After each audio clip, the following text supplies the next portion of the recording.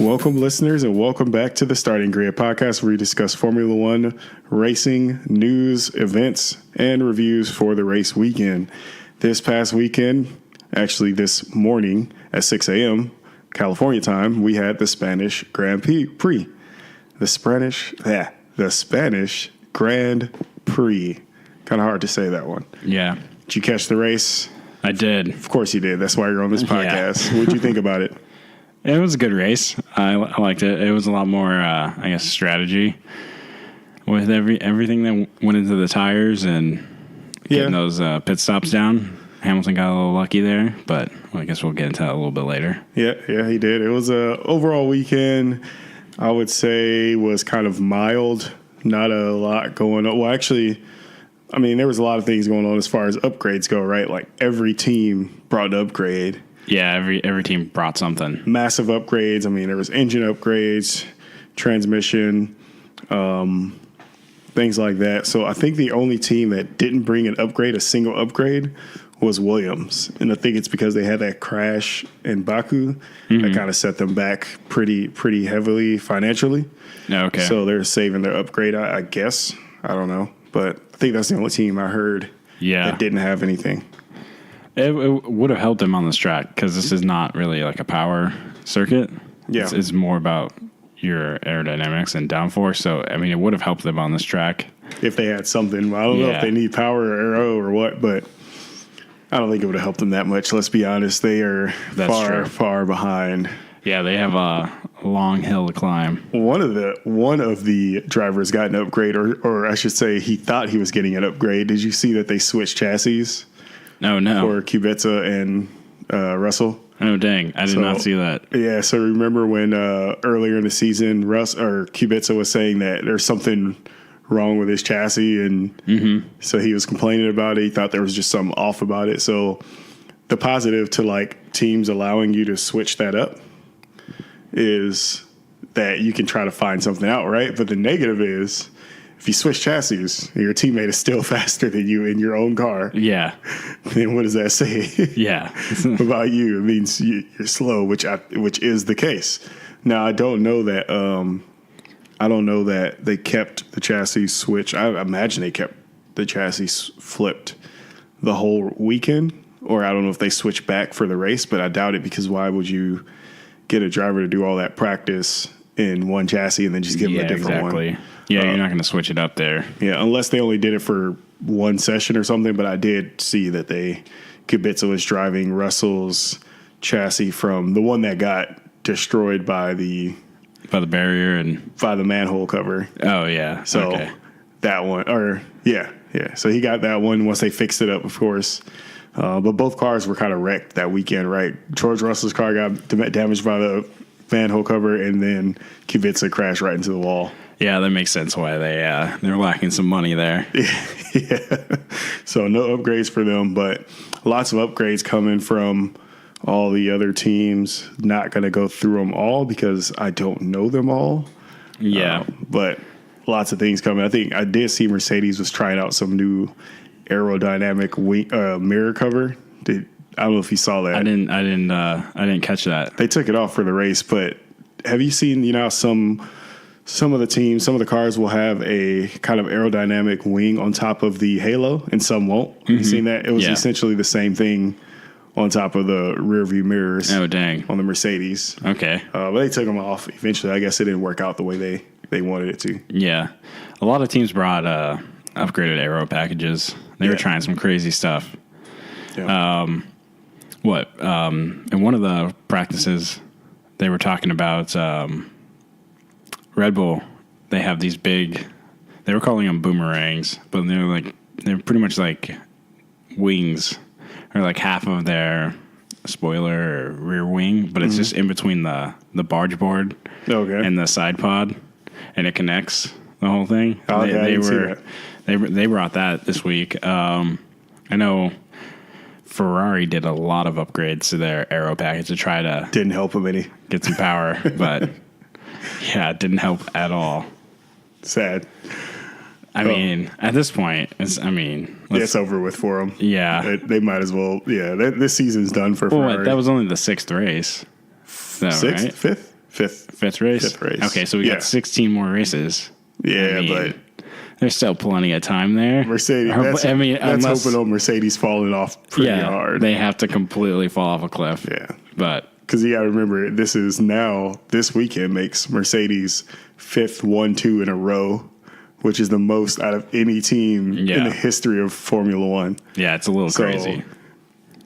Basically, since no team has gotten this far ahead, which also means that no second place team has ever come back from this far behind. That's true. So it could be a season of firsts. Yeah, we'll see if the next race happens, and it was Monaco, right? And it could very well happen because Monaco is not a track for overtakes. Mm-hmm. So if during the next race, if Mercedes finish 1-2 again, I don't know. Like, I feel like people are just going to stop watching. They're like, okay, well. Yeah, we know who's going to win the rest of the season. Yeah. This is now between Hamilton and Bottas. Yeah. Just like the Rosberg days. Just those two drivers battling out for the championship. Mercedes is going to take the Constructor Championship, and then Ferrari takes a backseat again, fights with Red Bull. I can totally see that happening for the rest of the year. It looks like it because currently, I think it's always been Mercedes on pole so far this year, right? So Australia, yep. Was Bottas on pole in Australia? I think so. He had a good because Ferrari good start to the season. Ferrari weren't really strong in Australia, and so we know they start off on pole in Australia. Actually, Bahrain though, I'm not sure if I think Leclerc had pole on in Bahrain. In Bahrain. Let me see really quickly. I can check. Let's see. But so for Bahrain, we had Leclerc, okay, and Vettel. So that was the only time they didn't take pole. So I guess I was going to say if Mercedes has been snatching pole every race this season, then Monaco is not going to do anything. But we're getting way ahead of ourselves. These are things that we should be talking about next weekend. That's true. I don't know. Red Bull has always done well at Monaco. They always bring a good package. Except for was it last year when Ricardo came into the pits and they weren't even prepared? I think he won last year, but it was the year before. Yeah, the year before, where they just didn't even see him coming. They're like, oh crap, let's get the tires. Yeah, that was pretty bad. I don't even know how you missed that. Completely ruined his race. Not paying attention at all. Yeah, I think he was. Wait, you know what? That might have been the same race that he won. He got lucky or something. I don't know, but either way, it happened. Yeah, we're getting ahead of ourselves. We're talking a lot about Monaco. It's like almost 10 minutes of Monaco GP preview. Yeah, topic discussion there. Tune in next week. Right. We'll take a deep dive. Right. So moving on back to the upgrades. That's where we finished. That's where we kind of got on this tangent. Yeah. Because Ferrari brought upgrades. Yeah, a lot of upgrades. Yeah. And then, that's really the story of the season so far. Ferrari chasing down Mercedes. A lot of hype, not a lot of delivery. Nope, none. All right. Any other team upgrades that you know in particular? Specifically, I guess? No, I know everyone just brought a ton of aero. Yeah. So, jumping into the weekend. So Renault might have brought upgraded engine, but only for Renault. Yeah, I think so. Who else? Oh, McLaren is running their engines, right? Yeah. Yeah. So, They did have a lot of upgrades. Didn't really help them, I mean, they looked a little bit better than they have. I think they almost... Ricardo got into... he made it in Q2. In the Q3. Oh, 3. So he qualified 10th, yeah. So, but then he got a 3-place grid penalty for backing into Kvyat the last race in Baku. Oh, yeah. So. Yeah, that's right. But from the practice sessions, let's see what happened during the practice sessions. Anything in particular? I think it was just mainly seeing the teams work out their new upgrades, see how those cars were lining up. Yeah. Well, with all their new features, new things. Haas had a pretty interesting upgrade. Did you see their side pod? They only had it on Grosjean's car. Oh yeah. Did you see the it was little like teeth on it? Or? Yeah, it looked like a front wing on the side pod. Yeah. Which then is funny because whenever in Q1 when Hulkenberg crashed and had his wing kind of stuck underneath his car and on the side pod, it kind of looked like very similar to the Haas's aero side pods. But they did have a pretty interesting upgrade as well. But yeah, it was just practices were all about the teams, trying to see where they got, where they're standing with all their new monies going into the cars, and we did not see a shakeup of anything. I mean, it was pretty standard, more of the same. Yeah, I mean, I guess everybody maybe got better, but everyone got better incrementally the same. Mm-hmm. And so, just glancing back at qualifying, we still have the same top 5. Haas has already been doing well in qualifying. They just didn't do so well in the races. Yeah, they don't show up to the race, but they show up on Saturday. Right. And then, McLaren and Renault right there at the kind of the back middle. And so not really a shakeup that we would want to see, but it was good practices nonetheless. Yeah. I don't think anything like super interesting happened during the practices, or at least P1. There was a crash at the end of P1. I think they stopped the session with like 5 minutes left. Yeah, I don't remember who. Yeah. It wasn't Bottas. I think it was Stroll. Ran, I think it was turn 3. Oh, yeah. Kind of the same thing Hulkenberg did, only he destroyed that car. Yeah. Or the front end. Yeah, because I remember the comparison that they were showing that Bottas and Stroll both took the same it looked identical. Line, and one they just both went dropped off. the tire off on the dirt there right before they turned in. Mm-hmm. But Stroll came off worse. Yeah. Was not able to save it. Yeah. It's a fine margin to victory. FP1, FP2, FP3 happened with all their new upgrades. And I want to say that Mercedes dominated each of those sessions. Bottas was first in FP1, and Bottas again first in FP2, and Hamilton took the lead for FP3. So Mercedes showing their dominance. Yeah, it was the Mercedes show, staying on top. Yep. Yeah, we're gonna get into it, but moving on to qualifying. You said, did you catch all the qualifying? I catch the first half. First half, yeah. And then, what happened at like 3 a.m. or something? Yeah, it was late. Yeah, I tried to stay awake. I think it was the day before, or 6 a.m. Our time. 6 a.m. Or it might have been 3 a.m. But I had it recorded. But anyway, I tried to. I tried to catch it before I went to bed, and it's was cool not happening. I did not catch qualifying at all. Just watched some highlights because, just time got away from me. But still bringing you some news from qualifying because it was, Bottas had an amazing qualifying. We're just going to start at the top. Yeah, work our way down. Yeah, because he out-qualified Hamilton by 0.6 seconds, over half a second clear of Hamilton, who took second place. That was incredible. Which is insane. Yeah, it was nuts. I watched the whole lap, start to finish, and very few errors, and it looked pretty much perfect. It was crazy. That's a beastly lap. So that, we would have thought was a precursor to how the race was going to go, but didn't work out that way for Bottas this time around.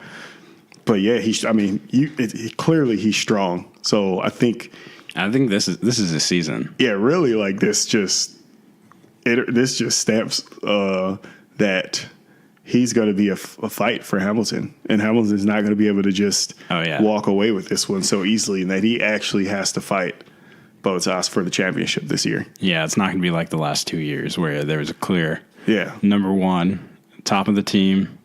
Not unless like last year where Vettel was kind of strong and he fell off halfway through. Hopefully, that doesn't happen. So, Bottas, 0.6 seconds clear, followed by Hamilton. Vettel right behind him. Yep. Vettel Verstappen getting in between those Ferraris. So your boy, the Red Bull team. Yeah, he did pretty good. Yeah, and then followed by Leclerc and Gasly. Finally, Gasly showing up with the Red Bull. I mean, he's still off pace. He was half a second behind. Nope. Let's see. Pierre Gasly qualified. Oh, it's about 0.3 behind Verstappen. So not too far off, but finally, he, gets finally, up there because he's been doing just terribly. Yeah, worthy of that car. Obviously, you do expect this is probably the track where all the drivers are most familiar. Because that's true. Yeah, they spend so much time there. Yeah. Yeah. So, yeah. Gasly, followed by Grosjean, Magnussen, Kvyat, Ricciardo, Lando Norris, Alexander Albon, Carlos Sainz, Raikkonen, Perez, Hulkenberg, Stroll, Giovinazzi, Russell, and Robert Kubica, bringing up last place once again. Haas obviously coming in there. They like to show up on. That's pretty much their spot, 7th and 8th. True. During qualifying, at least this year. They've been doing well in qualifying for all the races, except I mean, they got a nice car. They got a fast car. It's a Ferrari B team, C team car. Yeah, I guess the C team. Alfa Romeo. Yeah, it'd probably be their B team. Yeah, so. But I mean, that also shows that, I mean, it's a good team because, especially on this track, I mean, since it's so dependent on your chassis, not just your power unit. So, I mean, it shows that they're doing everything right. But I don't know about everything right, but they're doing something. They've got a good car. With at least on qualifying, they're doing everything right. But I think they've been saying for the last 2 races that their issue has been their tires, not their car anyway. Yeah, getting them in the right window. Yep, getting them in the right window to get that grip. Temperature. I mean, that's so tricky. That was probably the story of the race.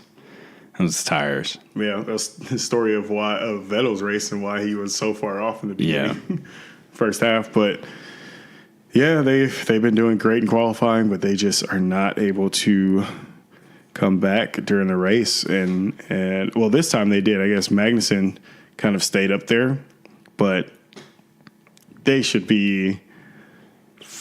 I think they should be doing a lot better. Yeah. Still, I mean, we want to see them fighting. We want to see Haas and Renault up there fighting against Red Bull and Ferrari, Mercedes, right? So, yeah, definitely. Maybe they're heading in the right direction.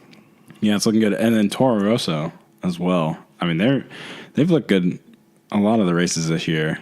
So, I mean, they're showing a good car as well. Kvyat qualifying in 9th, which is surprising to me.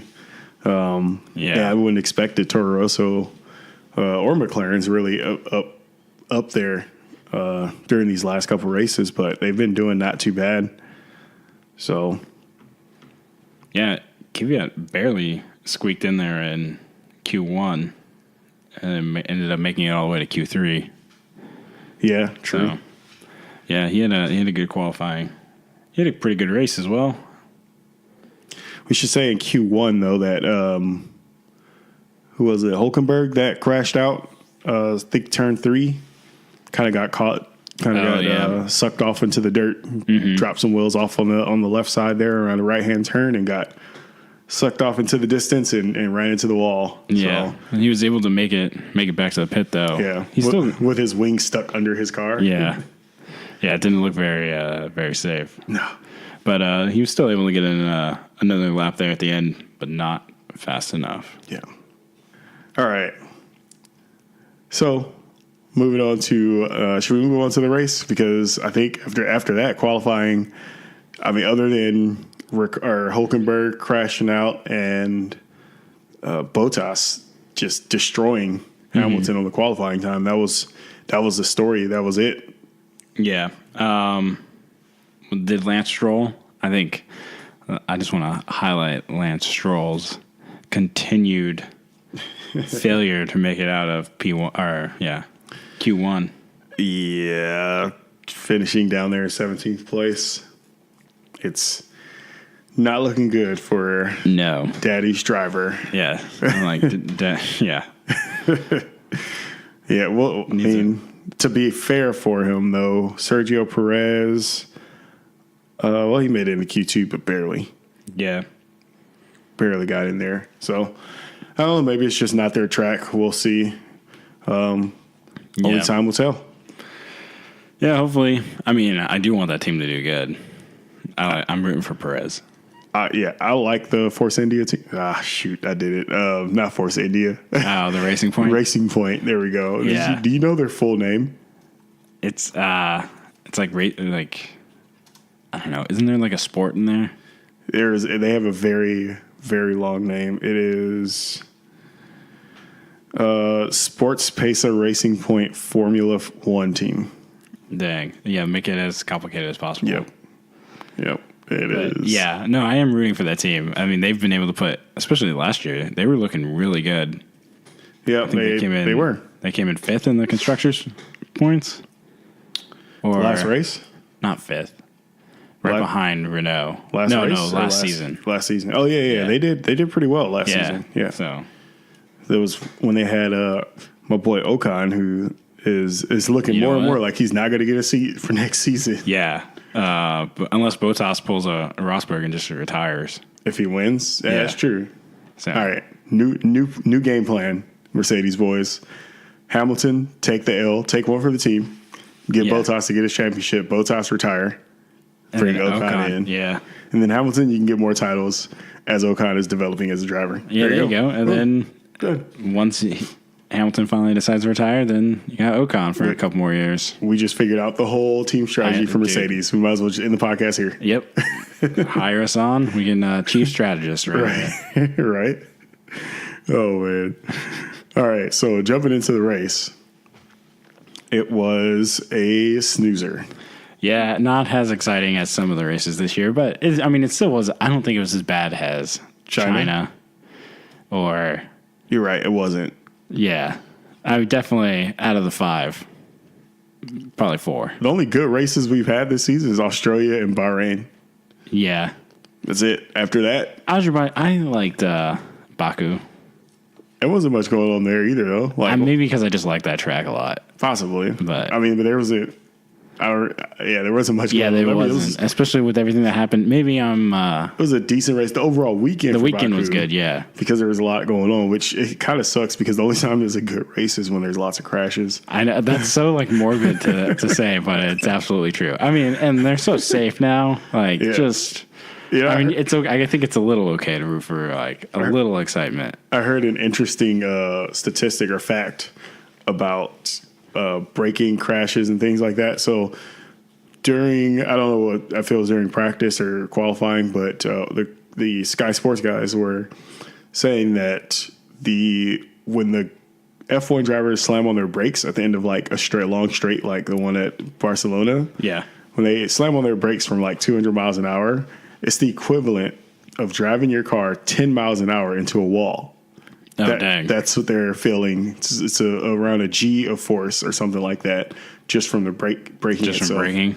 And they're it's the equivalent of just running your car into a wall, a minor collision, right? But imagine, 10 miles an hour is not fast, right? And you it's not a big deal. I mean, it would suck to your wallet because you crashed your car into a wall, but no, that's it wouldn't hurt you or anything like that. But imagine doing that multiple times throughout the lap for 66 laps. Yeah.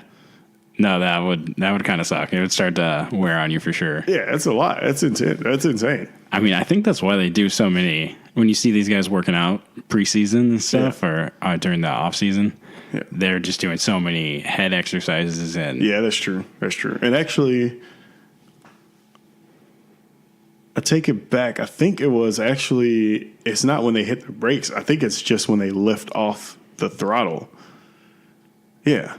So it was actually, they were talking about when they use their downforce, when they use their aerodynamics to slow the car down, which is them just coasting basically. Okay. The equivalent, it's 1G, it's the equivalent of driving your car into the wall just from taking your foot off the gas. That's insane. Yeah, it's a little crazy. So imagine braking, they're just like all of your intestines, all my intestines are just beat up. Yeah, squished. Yeah. So, jeez. Anyways, back to the race. Yeah, it wasn't much going on, but it was a decent racing, and you're right, I did enjoy the kind of strategy I like. I mean, I think with these slower paced races, or not slower paced, but where these races where teams kind of spread out and there's not a whole lot of battling going on, it's been more and more interesting to see like the strategies and kind of what's going on with how different drivers are managing their tires, what they're planning on doing, things like that. So that's pretty much what you got to pay attention to this race. Yeah. I think with the tires not lasting as long or becoming a two strategy race, it looked like everyone pretty much went to 2 pit stops. Yeah. I mean, there was more pit stops like in the China race. Okay, they pitted once and that was it. And then you got a boring race. But this one, at least there was a little bit more going on. Yeah, a little bit more excitement. So a lot of slow pit stops as well. Oh, yeah. It was mostly for Ferrari, right? I think. I'm like, they need to twice get it in a row. together. Yeah, they're pulling a Haas right there, doing terrible pit stops. But right, 4.4 seconds, I think, for both. For Vettel, and I think 4.9 or for Leclerc. Yeah, both their first pit stop. Yeah, it was terrible. It was bad. It was that right, or that left rear wheel, right? That left rear gun. Yeah. They had just wasn't, I don't know what the problem was. I don't know if it was just didn't have enough power to get the wheel nut on or what, but that's what was holding them up every time. Yeah, it looks like they fixed it though. I mean, they figured it out. Yeah, they came back and Vettel had like a 2.2 second pit stop, something ridiculous. Well, I mean, those 2 seconds, those kill you, especially in these long races. Long races, and especially when you need track position, it's important. You get held up, get in some dirty air. You don't want that. Yeah, no. So, and especially on this track, how hard it is to overtake. Yeah, but at the start of the race, Hamilton got a sensational start off the line. Yeah, and Bottas had some issues with his clutch. Yeah, that's what he was saying in the post-race excuse, interview. bruh. Yeah, a little bit of an excuse, but that was his story. He was sticking to it because he was saying that in a couple more interviews as well. Yeah, true. So, I mean, it'd be cool to see if Mercedes actually releases any info on that and just find out what really happened. Yeah. I mean, I believe him. I'm not going to take away from why that's true. Yeah. He took the L there, but yeah, things are going to happen, and that's racing. Yeah, exactly. That's racing. That's the nature of the sport. But Hamilton got a sensational start, as well as Vettel, who got a sensational start, which means that Bottas found himself sandwiched between a Mercedes on his right and Vettel on the left. Yeah, that was a crazy start. It looked like it was going to end in tragedy.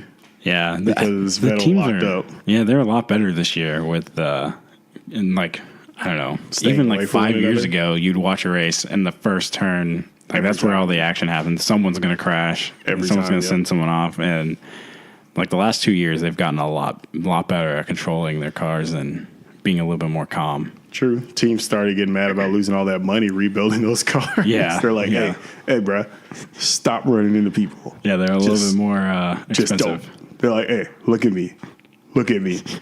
I am the captain now. Even though they were already the captain, so. Right. And then what? Verstappen had a pretty good start.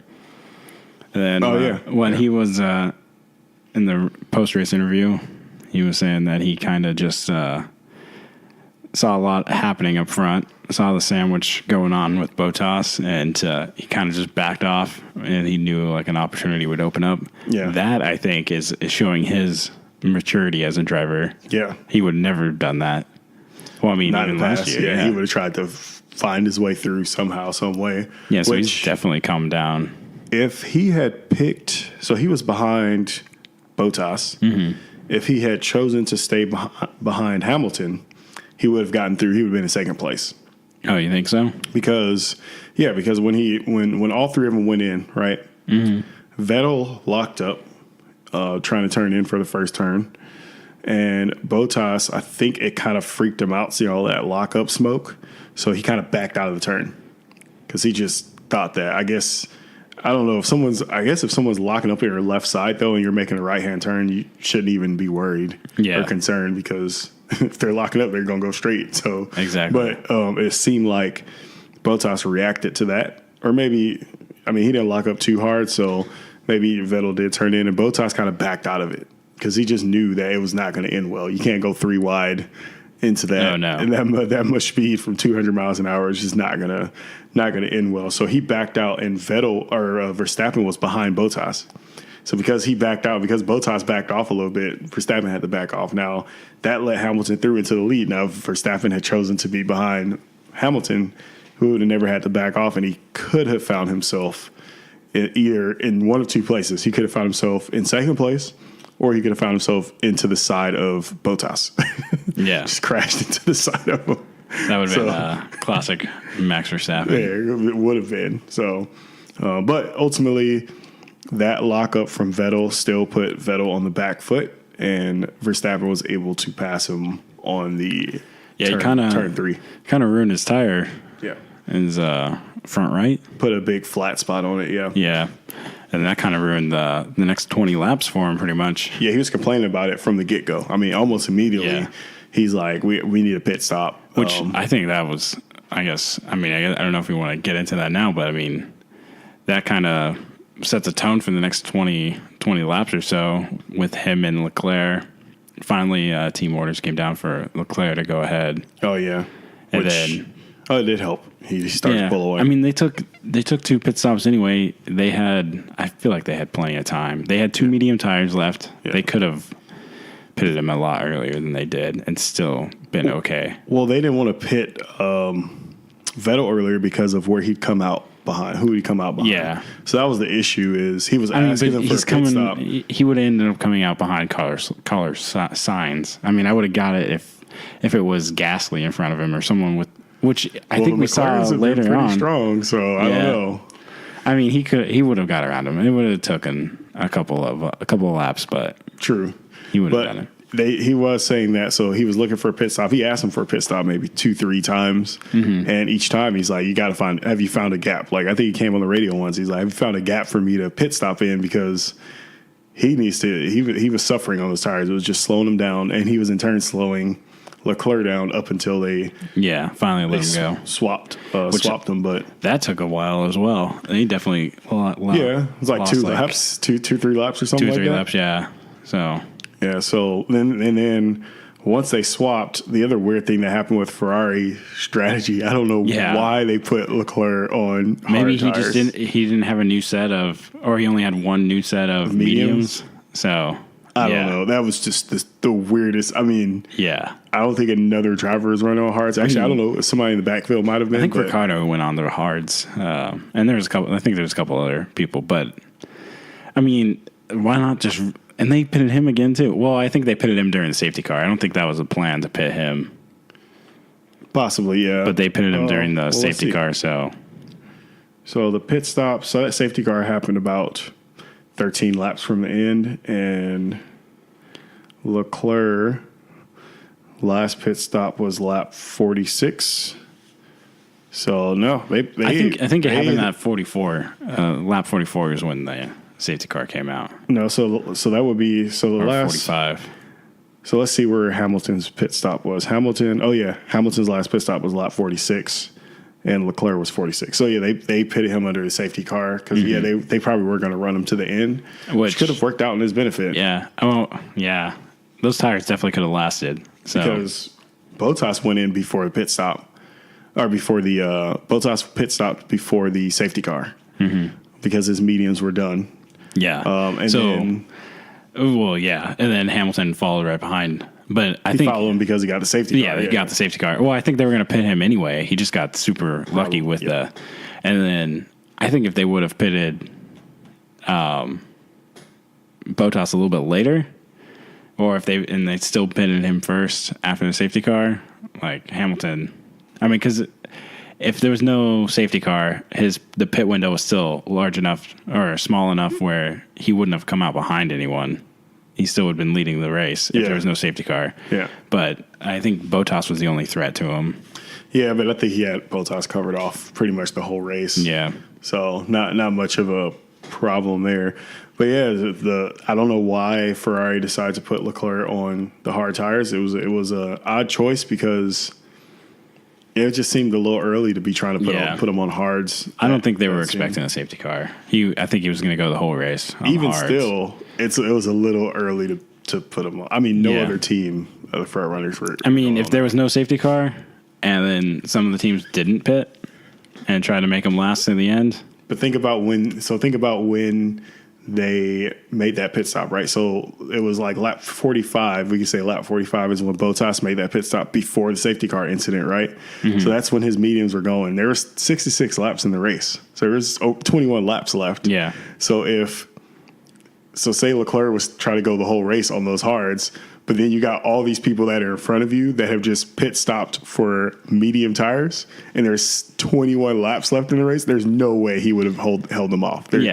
There's not a chance. I think it was a bad call. Yeah. He wouldn't have been that far ahead. The pit stops cost him 20 seconds. Yeah, 20 seconds. And they can make that up on medium tires over 21 laps. I think they would have. Well, it's almost because it is almost 2 second difference, especially on fresh mediums to his worn hards from like 50 laps or something.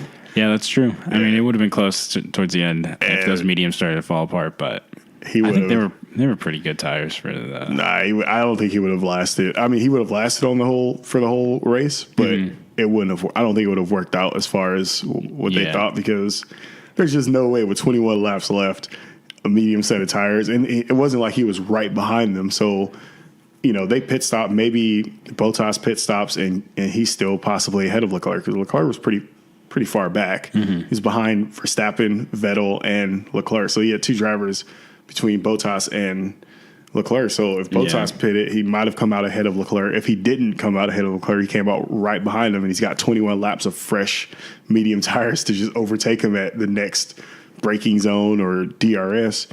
And then same with Vettel. I mean, I don't think it would have. It might have gotten them one place or something like that. So yeah, that's true. But they took a gamble, and it didn't pay out. Such as Ferrari strategy calls for the last 2 years. That's Ferrari's season, yeah. So I don't know. It was interesting to see how that played out. Yeah. All right. So that was kind of like the beginning of the race, and then into all kinds of other things. I think. I guess we touched on the safety car there a little bit, but the only other interesting thing was Red Bull signaling that they were going 3-stop. Right off the bat when Max came in for his first pit stop, putting him on the soft tire. Oh yeah. Which I think that was a pretty smart move, keeping him able to compete a little bit. Yeah, especially if everyone else went on mediums. He might have gotten lucky with the safety car, because I think so as well. Yeah, that kind of bunched everyone up, and then they pitted him during the safety car and put him onto the mediums. Mm-hmm. So everyone was kind of on the same tire, but I still think he drove a pretty great race for he did. How much slower that car was than even the Ferrari. I know they were competitive with the Ferrari, but the Ferrari is still faster. Yeah. So. He definitely had a great race. So it was a good race for Verstappen. And speaking of Verstappen, this feels like a good time to talk about. Did you know that this is Spain's last race? I saw that today. For Formula One. Yeah, they were talking about during the practice. They were trying to work something out. They haven't renewed anything. And I think it was, it's not officially confirmed. I think it was unofficially confirmed that Spain will not be on the 2020 calendar. And they're replacing it with Zandvoort? Somewhere. Yeah, somewhere in Holland, right? Yeah, it's so Verstappen's home track. Yeah. Didn't they already have a race in? No, where?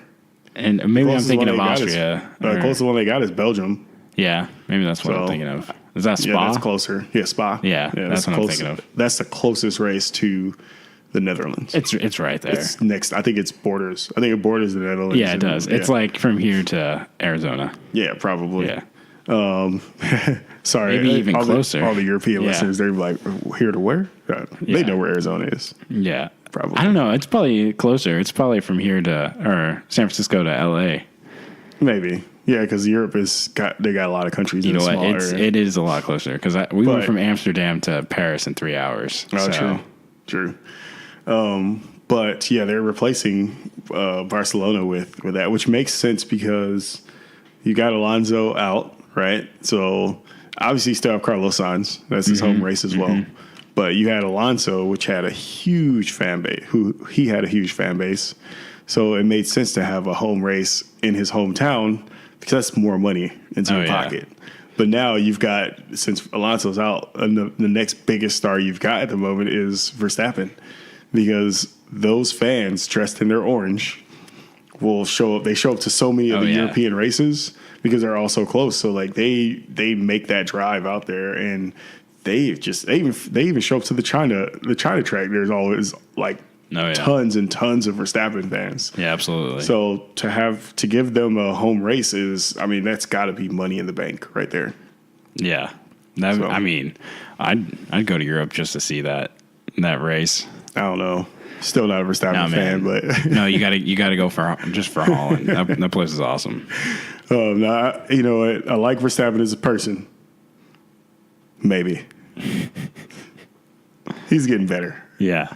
Anyways, I like him. I think he's interesting to watch. Yeah, and I mean he's great. He's a great driver. He is showing a lot more maturity. Super talented. I mean, beast behind the wheel. I'll give him that. Oh yeah. If he was in a Mercedes or a Ferrari, he'd be a force to be reckoned with. It'd be ridiculous. Yeah. Untouchable. That would be untouchable. That would be fun to see him and Hamilton in the same car. Yeah. See who was really his all driver, maybe one same day. setup. Yeah. That would be cool. Yeah, they're also replacing, so because they're adding Vietnam 2020, right? So they've also got to drop a couple other tracks, I think, to make room for that. Oh, they're not going to just do 22 races? No. I think there's another track that's dropping. There's like 3 tracks that were on the chopping block. Barcelona was one of them. I can't remember the other 2. Yeah. I know that for 2021, the Brazilian Grand Prix is switching to a different track. Oh, that's right, huh? They said it was going to... I don't know if it's a new track or... It's still in Brazil. It's just in a Brazil, different place. I don't know if it's brand new. I like that track. On Gran Turismo, I love that. It's one of my favorite tracks to race on. I mean, they've raced there for years. What is the track called? I don't even know. I couldn't tell you off the top of my head. No, that Catalunya is the Spanish GP. I don't know. Yeah. But I like that track. So yeah. So that's going to be interesting. All right. Back to the race. Well, I mean, should we talk about the crash that caused the safety car? Yeah. Gave Hamilton pretty much a free pit stop. Why not? Yeah. Well, it gave a lot of people free pit stops. What was it? Lando Norris took out or tried to overtake Lance Stroll into turn 1. Outside of turn 1 and into the inside of turn 2. I don't know. That one was kind of... He should have backed off a little bit there, but Lance Stroll should have known, like, hey, I should maybe give him a little bit more room.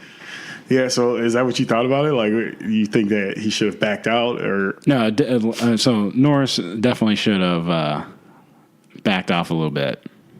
Yeah, Lando Norris should have, Yeah. So, I mean, that was definitely... I think it was a racing incident. I think so as well. Because he had a right to be there. It's not like... He didn't do anything. He didn't lock up into the side of Stroll. He was on the racing line, or he wasn't on the racing line. He was in a position that he was allowed to be, basically. Yeah. There's nothing wrong with that move per se, but the risk with that move was just bad. It's very similar to Verstappen and Ocon in Brazil last year when Ocon tried to overtake Verstappen around the outside of turn 1. Himself, right? Yeah. Around the outside turn 1, and then into turn 2, that outside turns to the inside, and Verstappen just didn't know that he was still there. He assumed that he would have backed off. Ocon would have backed out of it, but he didn't, and so he turned across him. So that's the same thing that happened with Stroll is Stroll didn't necessarily turn across the driver. It's just he was taking the normal line, and there's just no way of knowing sometimes that the guy's right there. I mean, it's just... It happens in all like a split second. So to say that you need to be checking your mirrors is insane. Yeah, right? those little tiny mirrors. Yeah, it's unrealistic. Tiny mirrors. Yeah. Maybe he could have seen it in his peripheral vision, but I don't think either driver did anything wrong. Yeah, but if Norris wanted to finish the race, he should have backed out. Yeah, definitely risky move, and it ended up costing him. Yeah. If it was another driver, probably would have. I feel like a more experienced driver might have guessed that he might have been there. Yeah. But when you've got, I think it comes down to respect too. Just like both drivers just assumed that the other driver was going to give them. Norris assumed that he's going to give him room, and Stroll assumed that Norris was going to back out. It just didn't happen for either one of them. Yeah, I think if Norris, he'll learn with experience to back off in those kind of situations. Yeah. Because you wouldn't have seen any like Hamilton or anything sticking it in there that tightly. Like that's no a bad move. Yeah, that's a race ending move, which race ending for Norris. The other thing that reminds me of this is Grosjean trying to do that what Norris did. Well, not trying to do that, but Grosjean, people trying to overtake Grosjean into that turn 1, turn 2. Oh yeah. And did you see it was like 3 laps in the row where Grosjean took the like long way around? Yeah. Which I thought, I was like, all right, third time he's gone off the track and come back on. I was like, they're going to give him a penalty at some point because it's kind of ridiculous, but he's kind of getting pushed over there. He was. I think the problem with that track is the DRS zone isn't long enough to really make it. It's not like it wasn't allowing people to get up close enough to like be able to get in there. They'd catch up to you, but they wouldn't. It wouldn't overtake. It was not enough room. Spot. Yeah, maybe like another 50 meters or something. Essentially, I mean, kind of like that might be the way you should do an DRS zone, right? Because you don't want automatic overtake in the DRS zone just because you're a second. So I'm a second behind you, and I get an automatic overtake just because I'm a second behind you. It's kind of BS, right? So you want it to just bring you close enough to perhaps make some moves into the next couple turns, but that's true. Maybe not overly aggressive. Yeah, I think coming out of turn 1, going into turn 2 and 3, those turns just aren't. They're not great overtakes. They're not. Yeah, I mean that makes sense, but not going into those 2 turns. Yeah, but Grosjean, he definitely got kind of muscled out of the way in those turns. Oh, definitely. Which I mean that the way he was going, it seemed like the same amount of distance, or it took the same amount of time. Because I mean, he would come right back on the track in the same spot he was in. Yeah. So it's what he was doing what he was supposed to do. Because I heard that in the Formula 2 race, Mick Schumacher did the same thing, except he didn't go as far. So I don't know if you saw Grosjean was going around the cone. Yeah. So Mick Schumacher came in before the cone, and he got penalized for an unsafe track rejoining the track unsafely. Yeah. So Grosjean did what he was supposed to do. He went wide left around the cone there, and then came back onto the track safely at 150 miles an hour. Yeah, if he would have done it a 4th time, I definitely think the stewards would have been like looking at this, like, we're going to investigate all these. Because they noted it. They took note of it, but they didn't say, they weren't investigating it, but they did take note of the 3rd time that he contacted someone. Yeah. But to me, what that screamed was that a lot of drivers don't have respect for Grosjean. Oh, yeah, absolutely. At least not on this track anyway. I think they were just like, bud, move. Yeah. Because, if I was him, I'd be heated. If I was him that 3rd time, I probably would have turned into that guy who just like, I was like, all right, we're ruining both our races. But then you're feeding into that even more. Like, I know, but they're not about to get the position, and I'm not either. We're both about to be in the gravel, because to me, I was getting pissed for them, because it was just like, come on, just like chill. Yeah. Chill, bro. Like, you see me here. Was it 2 different drivers? I'm taking this turn. It was, first it was Magnussen, and then it was I don't know if it was Kvyat. No, it was whoever finished behind him. So it was Sainz was the 3rd one, right? Race results. So for Grosjean, it was Alexander Albon. Okay. Well, first it was Magnussen, and then it was Kvyat, and then I think it was Albon after that or something like that. But I was just like, come on. Like, I felt bad for him. They were just muscling him out the way, trying their best. And I was like, Grosjean, you got to command some more respect, bud. Yeah, definitely. Maybe he's got to be like Verstappen and show him what happens when you come close to him. Like, all right. Yeah, you're going to pay the price. And then everyone will avoid you. Come on over here. Yeah. Come over here if you want to. Throw it up the inside if you want to. It's not going to end well for you, bud. Yeah. I think it was. All 3 of those guys ended up getting around him. Albon didn't. So I remember Albon attacking him, but Grosjean held him off to stay in the points. Yeah, so Sainz, Kvyat. and then Albon was the third one. Yeah. Well, Magnussen as well. He definitely touched from Magnussen right there, and I think Magnussen was the first one who gave him zero room. I mean, he basically ran him off into the distance. Okay. But I think that was Grosjean trying. Albon didn't get close until the last lap. Yeah. So, but I think that was Grosjean trying to overtake Magnussen, and Magnussen's just like, nah. Yeah, not going to happen. Yeah, he's just like, I just run you out of track. You gonna take the long way around? He doesn't care. He does not care at all. No. Dude's just like, whatever. It's all business. Yeah, he's all business. That's a good way to put it. All right, so that was that incident. So the Grosjean incident, that was interesting, and that was pretty much after the safety car restart. Yeah, that was the last couple and then that was the last exciting thing that happened in the race. Pretty much. That, Hamilton took off with it. Hamilton got the fastest point first time this season. Yeah, right after the restart on his brand new tires. Yep. So now he's evened out the kind of score with. Mm-hmm. Yeah, they both got Bottas, one extra point. Wait, does Bottas? Yeah, Bottas only has one fastest lap, right? Mm-hmm. So now he's kind of evened out the score that way. If Bottas gets first place, he won't just like overtake Hamilton by a point. They'll be tied. Yeah, which is good. And I think Verstappen and I think Leclerc have the other ones. I think Leclerc has 2 points from fastest laps. Okay. So he definitely had one in the race where his engine blew in Bahrain. Oh yeah. And then I think he might have picked one up as well in China. Possibly. I don't know. Well, I was waking up from a nap. Yeah, is that all that really happened during the race? I think after the restart, they kind of went back to where they were, and that was all she wrote. Yeah, I think you're probably right because I mean we had Hamilton taking off in the beginning and leading from start to finish.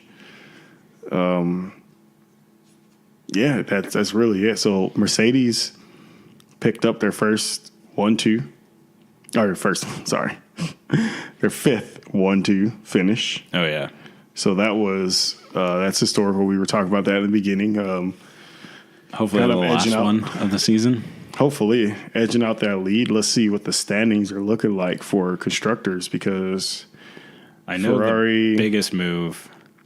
So Hamilton and Bottas are still neck and neck for first and second. I think Hamilton's gonna have a slight lead of like 7 points now? Or I think it's 25 points. No, I think it's 25 points. He gets 25 points for first place. Yeah, it's true. 7 points. I think he'll be like 7 or 8 points. Or maybe 9? Because I think Bottas was 1 point ahead. It is. Maybe 10 now because he got that bonus point. It is Hamilton at 112 and Bottas at 105. So 7 points, like you said. Okay. Yeah. And then behind them is Verstappen at 66 points. And then Vettel at 64. So Vettel took third place, I think, from this race, which is awesome. So then Ferrari Vettel and then Leclerc falling off. They are. I mean, looking at the constructor standings, they're almost 100 points ahead of Ferrari. Mercedes right now is sitting at 217 points, and Ferrari is at 121. So, yeah, a lot of room to make up there. I mean, all it takes, what it actually takes is, it would take Mercedes both Mercedes DNFing 2 times, so 4 times total. Yeah. In order for Ferrari to make a solid, like a big, just make up those points. A one-time makeup. Yeah, as if both Mercedes DNF 2 races, because then Mercedes would lose out 100 points over 2 races, and then that would be, or Mercedes would lose out almost 100 points. So they're pretty far back. Yeah. Well, I mean, if Ferrari somehow figures something out, and if you get a couple 1-2 finishes in there. And then, I mean, if they get some 1-2 finishes in there, Mercedes has to fall off as well. Yeah, Mercedes got to be pretty far back. They have to be pretty consistent over a good 5-10 race stretch there to start making it competitive again. It is not looking good for the Ferrari boys. No, a lot of things have to go right for Ferrari in order to turn this season around. They've just had bad luck for the last couple of years, huh? I mean, man, I don't know. Hopefully, the rule changes next year. There's supposed to be some big changes, so everyone's pretty much going to be starting over from scratch. We'll see. So hopefully we don't see this continued dominance of Mercedes. Yeah. Well, the only thing we have pretty much to look forward to now is Bottas going to be able to win the title this year, which is awesome because I'd love to see him win. Yeah, I'd love to see him get a world championship. That'd be awesome. Definitely. Man, I do feel bad for Ferrari. It's unfortunate, but let's see what else about the race. Fastest lap, like I said, went to Hamilton, and who had a really terrible race? Who do you think had the worst race out of everybody? Other than compared Norris to where they and expected Stroll? it? The worst race the worst drive of the race. Maybe not the worst drive, but just like I think probably like who just didn't show up this weekend. Maybe the Alfa Romeos, Giovinazzi and Raikkonen. They were looking good at all the other 4 tracks this year. I think it's the first time Raikkonen didn't finish in the points this season. Yeah. So, I mean, that could just be this car is just no good on this track, but or their upgrades didn't do well for them. Didn't work out. I would say that I would probably say that be between Stroll and Norris because I think everyone else did expect to be kind of where they were. Yeah, Norris looked good this whole weekend. I think you're right with Stroll. He probably had the worst weekend of everyone between his crash and practice 1, and then again. I mean, he just loves a crash. Yeah, true. So. Do you know who got driver of the day? Max Verstappen, right? Yeah. Do you agree with that? Absolutely. Yeah. You think he was the best driver of the day? I think so. I mean, beating those 2 Ferraris. I mean, that's kind of what they were hoping for this weekend, and they definitely wouldn't have been able to do it. That's true. Him putting that well. So that's true. Him putting that Red Bull ahead of the Ferraris is a feat, and it's especially if Ferrari's supposed to be the best on the grid. Yeah. You're right. That is a feat. I'm trying to think of who else. The only other people that would deserve it would be Hamilton, right? Hamilton, Verstappen, maybe Magnussen. Where did Magnussen qualify? They qualified pretty high. I think they were like. But did he finished 7th? But I'm trying to see 7th and 8th. Yeah, he finished 7th. I'm trying to see, did he qualify in 7th? I'm not sure. My computer's being slow, but so it'd be really between Hamilton, Verstappen, and I guess that's it. No one. Yes, it's really your only choices, and I guess you'd give it to Verstappen because. I mean, Hamilton did put a foot wrong than what was expected of him, for sure. Hamilton did put a foot wrong, but Verstappen, that car shouldn't have been up there ahead of the Ferrari. So I guess I can agree with the fans, even though I think they always give Verstappen driver of the day, even when he doesn't do much of anything. Because those Dutch fans, there's just so many of them. There's a little bias there, but they're a little bit, but he deserves it. Yeah, Magnussen qualified in 8th and Grosjean qualified in 7th. So Magnussen moved up a grid place. And Grosjean fell down 4. I mean, I guess Hülkenberg might. He made up the most positions during the race, but that's because he started from the pit lane. Due to why did he start from the pit lane? Where was it? Hülkenberg? Yeah, he started from the pit lane. Oh, he changed his front wing after crashing and qualifying. Yeah. So but he changed something on the front wing, I guess. Or no. Is it just because he changed his front wing? Because you usually park firm once you go out for qualifying. That's what it has to be when you start the race. Yeah. So, but anyways, he had to start from the pit lane, but he made up the most positions because he was in a Renault starting from the pit lane, but he didn't finish. That's true. Super high. He only finished. I mean, let's look at the teams he beat. He passed. Yeah, he didn't. He finished 2 Williams, behind 2 Alfa Ricardo. Romeos. Neither of those teams are good on this track, or they weren't good all weekend. Yeah. Force India, and then Stroll and Norris. You're right. Doesn't deserve driver of the day. He just did what he was supposed to. Yeah, exactly. He kind of made it back to the point of the race where he was supposed to, and he stayed finished there. the race. Yeah. Yeah. So I think that pretty much covers the race. I think we need to get into what everyone is waiting for. Man. What everyone tunes in. I don't want to every talk week about for. that. It's our burrito bet. All right. I'm only talking like this right now because Hey, you know I you think would. I have done pretty well this week. All right. So the burrito bet mania. Let's go. So for the race win, you had Hamilton. Yeah, I took my boy. You know, I've been his number one fan for like the last 4 or 5 years. Verstappen? No. Hamilton. Oh, The guy I took, right? Lies. Get out of here. I know. I'm like, that was the joke there. Oh man, this guy. Oh yeah, you picked Hamilton, and he did take the win. I had that feeling, I had that feeling in the pit of my stomach that he was going to pull it off. I picked Leclerc. Didn't pan out. Not even close. No, not even close. Best of the rest. We're both close actually. Yeah. So Is that one a wash? Huh? Is that one a wash? It's there? a wash. But you had Grosjean. He finished 2 places down behind K-Mag. Is that who you took? You took Magnussen? No, I took Carlos Sainz, and you took Grosjean. So Grosjean finished 10th, and Magnussen finished 7th. And then Carlos Sainz, though, finished 8th, right behind Kevin Magnussen. So I almost had a point there. Not too bad. Let's see. And then what was the other category?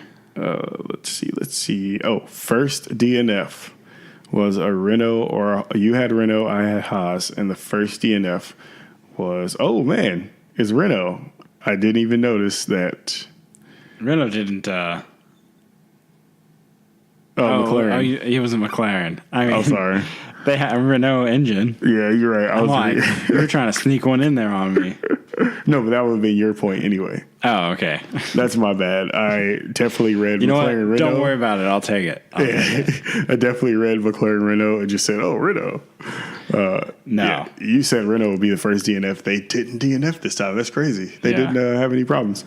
Finally. And I said Haas, but neither one of those guys. Looks like I take the week.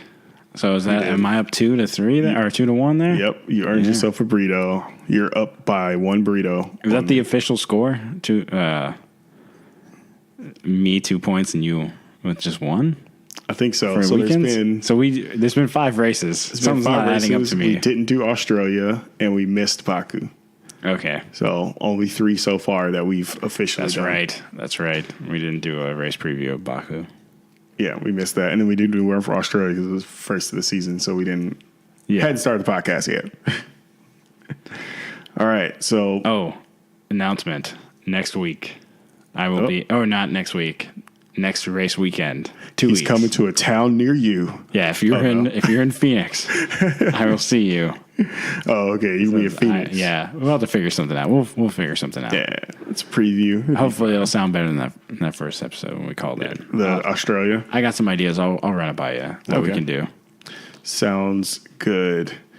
All right. I think that is it for the race weekend. Is there anything else you had? Any last minute things?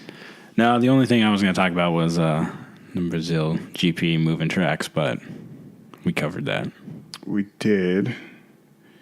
And just looking at my notes here. Yeah. So Norris and Stroll didn't get a penalty. Just saw that. Okay. On F1. So they deemed it a racing incident, which is what we said, right? Yeah, that makes sense. No one did anything wrong. It just kind of made bad decisions. Extensive knowledge of Formula One racing. I agree with the race stewards on that one. Right. All right. If that's it, then anything else? No, I think that's going to do it. It was a fun weekend.